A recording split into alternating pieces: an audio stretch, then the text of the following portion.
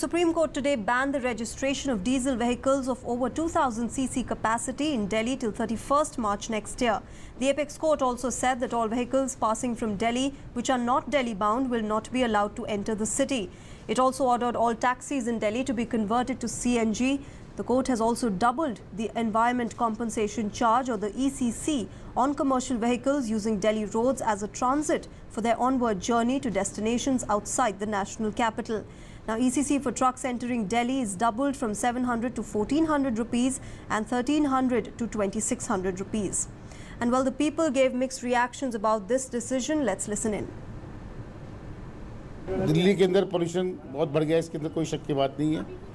ये जो बाहर से ट्रक आ रहे हैं, इनका डबल कर दिया गया है। अगर इनको डबल भी कर दें और उसको भारी भार से अगर दिल्ली से भारी भार से निकाल दिया जाए, दिल्ली के अंदर एंट्री ना हो इनकी, ऐसा कोई जरिया बन जाए तो बहुत ही अच्छा होगा। दिल्ली वालों को इससे राहत मिलेगी। ट्रक है, ये है कॉमर्शियल व्हीकल के साथ साथ हम लोगों का रोज का जो सामान आना जाना वो भी रुक जाएगा।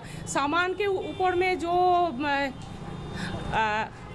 अगर सामान की कीमत अभी भी तो फर्क आ जाएगा, वो भी सोचना पड़ेगा, क्योंकि केवल गाड़ी इस तरह से सोचने से पोल्यूशन दिल्ली में रोकना मुश्किल है। अच्छी बात है, प्रदूषण पे कुछ तो कंट्रोल होगा।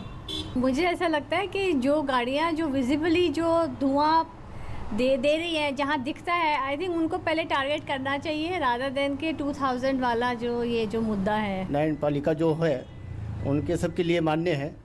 जो ऑर्डर देंगे उनके ऊपर तो हम नहीं जा सकते। जो ऑर्डर है वो मान्य होगा।